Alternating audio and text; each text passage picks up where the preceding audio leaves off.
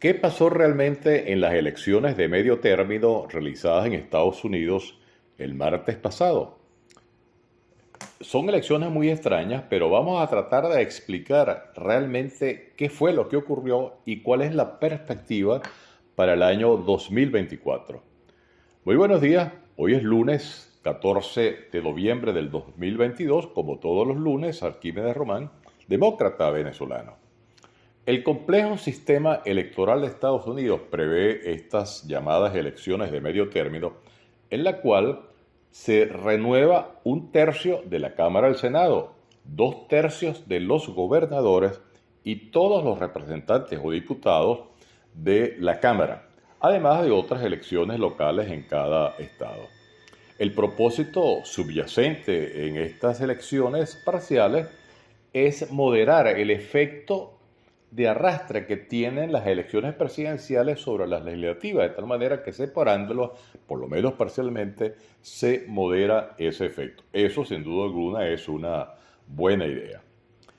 La tendencia histórica en estas elecciones es que el partido de gobierno, en su primera elección de medio término, sale muy mal.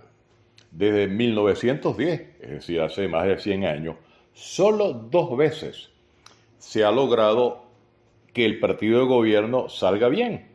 Una fue en 1934 con el mítico Franklin Delano Roosevelt y otra en el año 2002 con George Bush, que fue efecto del patriotismo exacerbado a consecuencia del ataque a las Torres Gemelas que había ocurrido escasamente un año antes.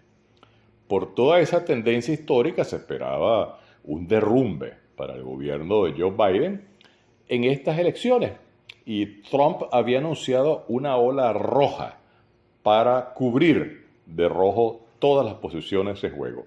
Bueno, pero no fue así. Los demócratas pierden la Cámara de Representantes por escaso margen, quedan a 4 o 5 representantes por debajo de la mitad de las 435 posiciones, realmente muy poco, y conservan el Senado y logran muchas gobernaciones. De tal manera que estamos frente a un cambio importante que debemos incorporar en nuestra apreciación de la política norteamericana. Por una parte, pareciera que Trump acentúa su declinación. No solo no se cumplió la ola roja anunciada, sino que muchos de los candidatos escogidos y aupados personalmente por él perdieron las posiciones en el Senado o en las gobernaciones. Recordemos los números de Trump. Cuando en el 2016 compitió por la presidencia con Hillary Clinton, esta sacó 48,17% del voto popular y Trump el 46,15%, es decir, 2 puntos menos. Sin embargo, Trump fue electo presidente por el efecto de los colegios electorales que a veces se producen estas extrañas cifras. Y eso ha ocurrido ya 5 veces en Estados Unidos y eso naturalmente no llamó la atención a nadie. Pero en sus primeras elecciones de medio término, en el 2018, los republicanos perdieron 42 representantes en la Cámara, aunque conservaron el Senado y la votación promedio fue alrededor del 45%. En el 2020, cuando Trump compite con Biden y trata de reelegirse, Biden saca 51,30% y Trump el 46,91%, es decir, una diferencia de algo más de 4 puntos. De manera pues que esos son los números que acompañan a este personaje. ¿Cuáles fueron las fuerzas que impulsaron este resultado muy bueno para los demócratas? Muchas de ellas son señales que da la economía. Una es que comienza a frenarse la inflación a consecuencia de las acciones de la Reserva Federal. El desempleo está disminuyendo. Y las posibilidades de que Estados Unidos no entre en recesión son realmente ciertas. La posición política frente a Rusia en la guerra de Ucrania y el gasto que ha originado el gobierno para apoyar a Ucrania y que vitaliza la economía norteamericana son también factores influyentes, además de que gran parte de los jóvenes se incorporaron a votar y el 65% de ellos lo estaba haciendo por los demócratas.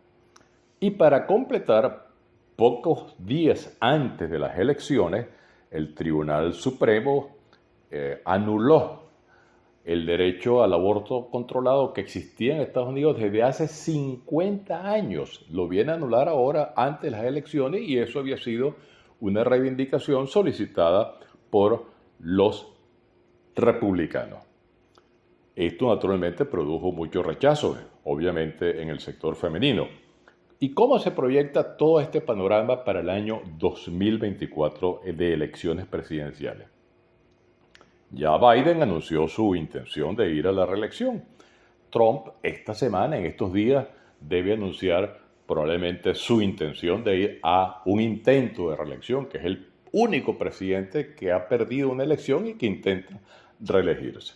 Pero en toda esta situación aparece un nuevo actor, que es el republicano reelecto gobernador de Florida, Ron DeSantis, que ganó ampliamente con el 60% de la votación en un estado que es sumamente importante desde el punto de vista político. Ahora, este es un personaje muy diferente a Trump y se parece más al perfil de los candidatos clásicos del Partido Republicano. Es un hombre de 44 años que estuvo en la Marina, fue capitán de corbeta, graduado en la Universidad de Yale, abogado de Harvard, ha sido representante del estado de Florida, ha sido gobernador, de tal manera que tiene una carrera política conocida y es predecible en sus acciones y puede ser realmente el candidato que le dispute en las internas la candidatura a Trump. Pero llegará ese año y lo veremos.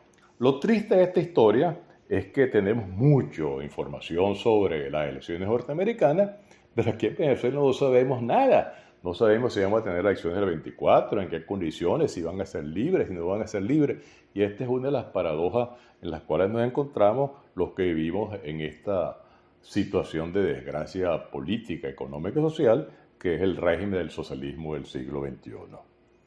Si te gustó este audio, no te lo quedes, por favor, compártelo.